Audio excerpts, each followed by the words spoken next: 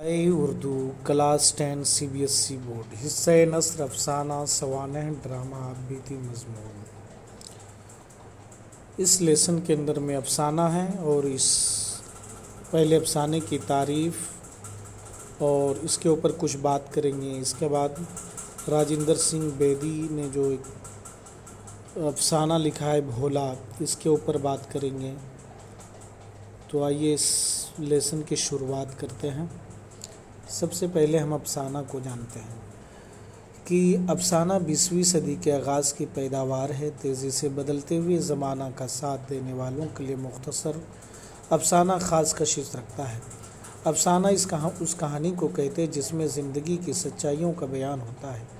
नक्कादों ने अफसाने की मुख्तलिफ़ तारीफ़ें बयान की है। एक नक्काद ने कहा है कि अफसाना ऐसी नसरी तख्लीक है जो एक ही नशिस्त में पढ़ी जा सके। एक और नक्काद का कौल है कि अफसाने में बुनियादी चीज़ वहदत तासुर है। नक्कादों का यह भी कहना है कि अफसानों के किरदार हमारी ज़िंदगी और तजुर्बों से मुताबिकत रखते हुए अफसाना कहानी इख्तिसार के साथ ज़िंदगी के किसी अहम गोशे को हमारे सामने पेश करता है। मुख्तसर होने की वजह से वाक़यात में झोल होने के अंदेशे भी कम होते हैं। अफसाना निगार मुशाहिदा और इंसानी नफ्सियात का मुताला गहरा होता है। उर्दू के अहम अफसाना निगारों में प्रेमचंद, अली अब्बास हुसैनी, सआदत हसन मंटू, इस्मत चुगताई, राजिंदर सिंह बेदी, कृष्ण चंद्र, गुलाम अब्बास, कुर्रतुल ऐन हैदर और इंतज़ार हुसैन के नाम लिए जा सकते हैं। इनके बाद नए अफसाना निगारों की एक बड़ी तादाद भी हमारी सामने आ चुकी है। उर्दू की अदबी असनाफ में अफसाने का मर्तबा बहुत बुलंद है। बहुत से उर्दू अफसाने दुनिया के मुख्तलिफ़ ज़मानों में तर्जुमे किए जा चुके हैं।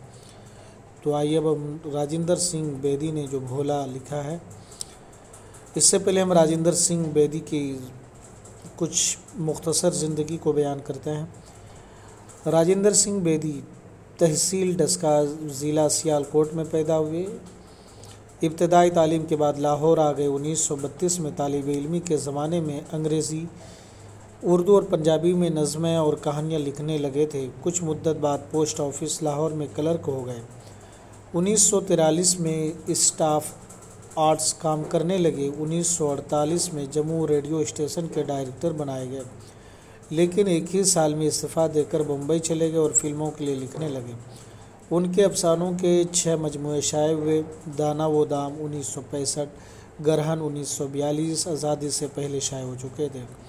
कोक जली 1949, अपने दुख मुझे दे दो 1965, हाथ हमारे कलम हुए 1974 और मुक्ति बोध 1982 आज़ादी के बाद मंजर-ए-आम पर आए। ड्रामों के 2 मजमूए बेजान चीज़ें 1943 और 7 खेल 1946 शाये हुए। राजिंदर सिंह बेदी का नावल एक चादर मैली से 1962 उनकी तसानीफ में सबसे ज़्यादा मशहूर हुआ। राजिंदर सिंह बेदी ने कुछ फिल्में भी बनाई जिनमें दस्तक खासी मशहूर हुई। मिर्ज़ा गालिब, देवदास, मधुमती और अनुराधा में बेदी के मुकालमे बहुत मशहूर हुए। बेदी के अफसानों में एक हमदर्द इंसान की नरमी और दर्दमंदी है। वो हर चीज़ को गहरी नज़र से देखते हैं। बेदी ने अपने अफसानों में नई तशबीहें, नए इस्तिआरे और किनाए वज़ह किए। भोला। मैंने माया को पत्थर के एक कूजे में मक्खन रखते देखा। छाछ की खटास को दूर करने के लिए माया ने कूजे में पड़े हुए मक्खन को कुएं के साफ पानी से कई बार धोया। इस तरह मक्खन के जमा करने की कोई ख़ास वजह थी। ऐसी बात उमूमन माया के किसी अजीज़ की आमद का पता देती थी। हाँ, अब मुझे याद आया। 2 दिन के बाद माया का भाई अपनी बेवा बहन से राखी बंधवाने के लिए आने वाला था।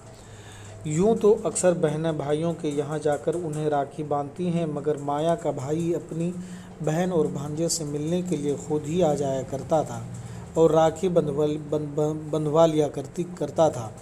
राखी बंधवा कर वो अपनी बेवा बहन को यकीन दिलाता था कि अगरचे उसका सुहाग लुट गया है, मगर जब तक उसका भाई जिंदा है उसकी रक्षा, उसकी हिफाजत की जिम्मेदारी अपने कंधों पर लेता है। नन्हे भोले ने मेरे इस ख्याल की तस्दीक कर दी। गन्ना चूसते हुए उसने कहा, बाबा परसों मामू जी आएंगे ना? मैंने अपने पोते को प्यार से गोद में उठा लिया। भोले का जिस्म बहुत नर्म व नाजुक था और उसकी आवाज़ बहुत सुरीली थी, जैसे कमल की नज़ाकत और सफ़ेदी गुलाब की सुर्खी और बुलबुल की अलहानी को इकट्ठा कर दिया हो। अगरचे भोला मेरी लंबी और घनी दाढ़ी से घबराकर मुझे अपना मुंह चूमने की इजाज़त न देता था, ताहम मैंने ज़बरदस्ती उसके सुर्ख गालों पर प्यार की मुहर सिफ्त कर दी। मैंने मुस्कुराते हुए कहा, भोले, तेरे मामू जी तेरी माता जी के क्या होते हैं? भोले ने कुछ तामुल के बाद जवाब दिया, मामू जी, माया ने स्तोत्र पढ़ना छोड़ दिया और खिलखिलाकर हंसने लगी। मैं अपनी बहू के इस तरह खुलकर हंसने पर दिल ही दिल में बहुत खुश हुआ। माया बेवा थी और समाज उसे अच्छे कपड़े पहने और खुशी की बात में हिस्सा लेने से भी रोकता था। मैंने बारहा माया को अच्छे कपड़े पहनने, हंसने, खेलने की तलकीन करते हुए समाज की परवाह न करने के लिए कहा था, मगर माया ने खुद अपने आप को समाज के रूह फरसा अहकाम के ताबे कर लिया था। उसने अपने तमाम अच्छे कपड़े और जेवरात की पिटारी एक संदूक में मुकफ़्फ़ल करके चाबी एक जौहड़ में फेंक दी थी। माया ने हंसते हुए अपना पाठ जारी रखा, हरि हर हरि हर हरि हर हरि, मेरी बार क्यों देर इतनी कर रही। फिर उसने अपने लाल को प्यार से बुलाते हुए कहा, भोले, तुम नन्हे के क्या होते हो? भाई, भोले ने जवाब दिया, इसी तरह तेरे मामू जी मेरे भाई हैं। भोला ये बात ना समझ सका कि एक शख्स किसी तरह एक ही वक्त में किसी का भाई और किसी का मामू हो सकता है। वो तो अब तक यही समझता आया था कि उसके मामू जान उसके बाबा जी के भी मामू जी हैं। भोले ने इस मुखम्मसे में पढ़ने की कोशिश न की और उचक कर माँ की गोद में जा बैठा और अपनी माँ से गीता सुनने के लिए इसरार करने लगा। वो गीता महज इस वजह से सुनता था कि वो कहानियों का शौकीन था और गीता के अध्याय के आखिर में महात्म सुनकर वो बहुत खुश होता था और फिर जो जौहड़ के किनारे उगी हुई दौब की मखमली तलवारों में बैठकर घंटों उन महात्माओं पर गौर किया करता था। मुझे दोपहर को अपने घर से 6 मील दूर अपने मज़राओं में पहुंचना होता था। बूढ़ा जिस्म उस पर मुसीबतों का मारा हुआ जवानी के आलम में 3-3 मन बोझ उठाकर दौड़ गया, मगर अब 20 सेर बोझ के नीचे गर्दन पिचकने लगी थी। बेटे की मौत ने उम्मीद को यास में तब्दील करके कमर तोड़ दी थी। अब मैं भोले के सहारे ही जीता था, वरना दरअसल तो मर चुका था। रात को मैं थकान की वजह से बिस्तर पर लेटते ही ऊँघने लगा। ज़रा तवक्कुफ़ के बाद माया ने मुझे दूध पीने के लिए आवाज़ दी। मैं अपनी बहू की सआदत मंदी पर दिल ही दिल में बहुत खुश हुआ और उसे सैकड़ों दुआएं देते हुए मैंने कहा, मुझ बूढ़े की इतनी परवाह ना क्या करो बेटा। भोला अभी तक न सोया था। उसने एक छलांग लगाई और मेरे पीठ पर चढ़ गया। बोला, बाबा जी, आप आज कहानी नहीं सुनाएंगे क्या? नहीं बेटा, मैंने आसमान पर निकले हुए सितारों को देखते हुए कहा, मैं आज बहुत थक गया हूँ, कल दोपहर को तुम्हें सुनाऊंगा। भोले ने रूठते हुए जवाब दिया, मैं तुम्हारा भोला नहीं बाबा, मैं माता जी का भोला हूँ। भोला भी जानता था कि मैंने उसकी ऐसी बात कभी बर्दाश्त नहीं की। मैं हमेशा उससे यही सुनने का आदी था कि भोला बाबा जी का ही है, माता जी का नहीं। मगर उस दिन हिलनों कांधे पर उठाकर 6 मील तक ले जाने और पैदल ही वापस आने की वजह से मैं बहुत थक गया था। शायद मैं इतना ना थकता अगर मेरा नया जूता एड़ी को ना दबाता और इस वजह से मेरे पाँव में टीसें न उठती। इस गैर मामूली थकन के बायस मैंने भोले की वो बात भी बर्दाश्त की। मैं आसमान में सितारों को देखने लगा। आसमान के जुनूबी गोशे में एक सितारा मशल की तरह रोशन था। गौर से देखने पर वो मध्यम होने लगा। मैं ऊँघते ऊँघते सो गया। सुबह होते ही मेरे दिल में ख्याल आया, भोला सोचता होगा कल रात बाबा ने मेरी बात किस तरह बर्दाश्त की। मैं इस ख्याल से लरस गया कि भोले के दिल में कहीं ये ख्याल ना आया हो कि अब बाबा मेरी परवाह नहीं करते। शायद यही वजह थी कि सुबह के वक्त उसने मेरी गोद में आने से इनकार कर दिया और बोला, मैं नहीं आऊँगा तेरे पास बाबा। क्यों भोले? भोला बाबा जी का नहीं, भोला माता जी का है।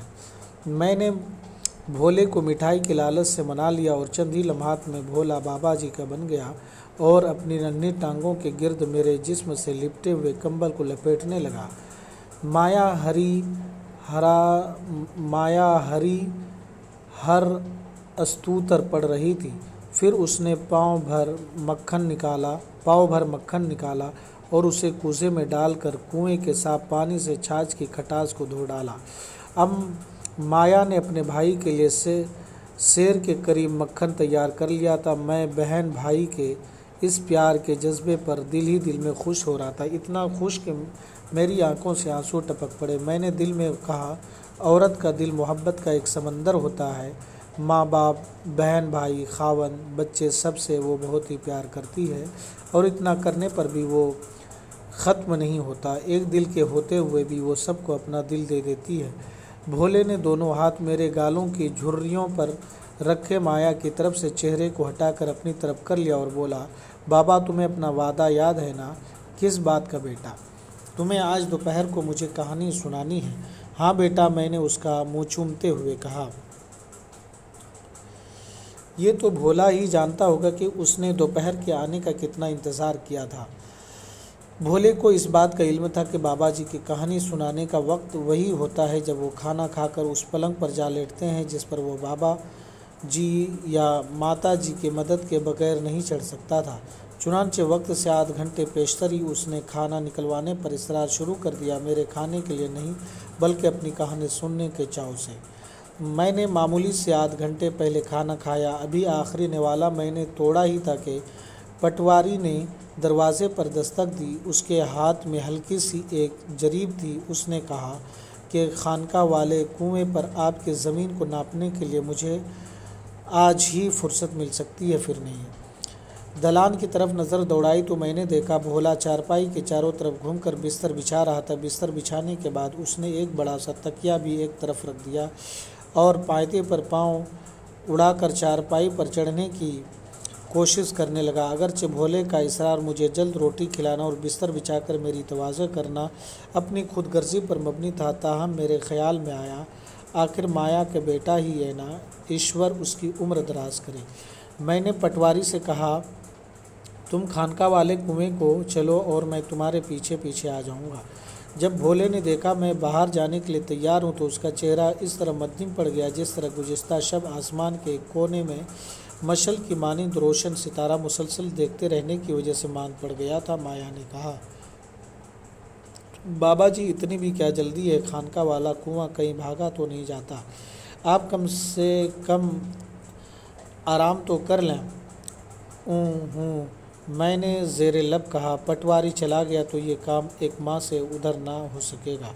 माया खामोश हो गई। भोला मुंह बिसोरने लगा। उसकी आंखें नमनाक हो गई। उसने कहा, बाबा मेरी कहानी भोले मेरे बच्चे। मैंने भोले को टालते हुए कहा, दिन को कहानी सुनाने से मुसाफिर रास्ता भूल जाते हैं। भोले ने सोचते हुए कहा, बाबा तुम झूठ बोलते हो, मैं बाबा जी का भोला नहीं बनता।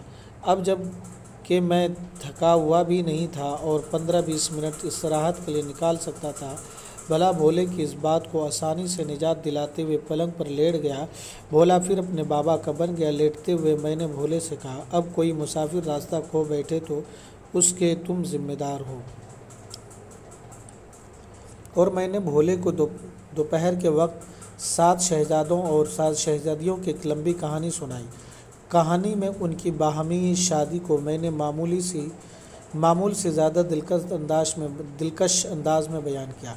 भोला हमेशा उस कहानी को पसंद करता था जिसके आखिर में शहजादा और शहजादी की शादी हो जाए, मगर मैंने उस रोज़ भोले के मुंह पर खुशी की कोई अलामत न देखी, बल्कि वो अफसरदा सा मुंह बनाए खफीफ तौर पर काँपता रहा।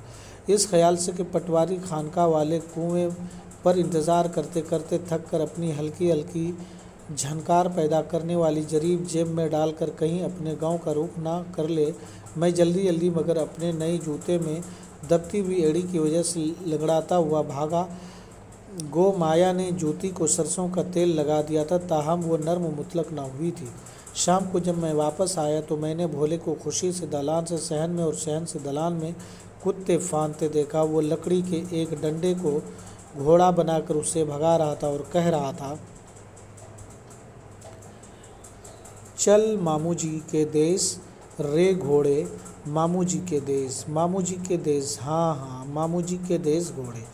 जो ही मैंने दहलीज में कदम रखा, भोले ने अपना गाना ख़त्म कर दिया और बोला, बाबा आज मामू जान आएंगे ना?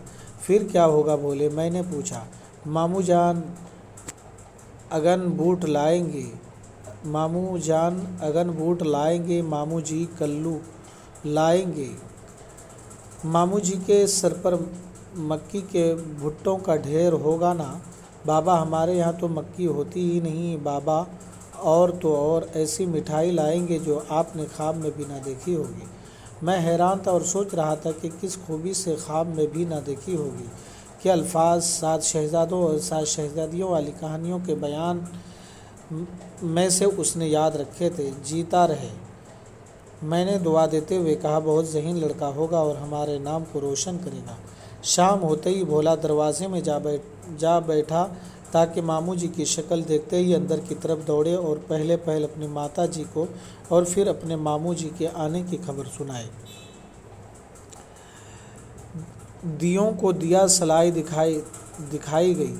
जो रात का अंधेरा गहरा होता जाता, दियों की रोशनी ज़्यादा होती जाती। मुतफक्किराना लहजे में माया ने कहा, बाबा जी भैया अभी तक नहीं आए, किसी काम की वजह से ठहर गए होंगे।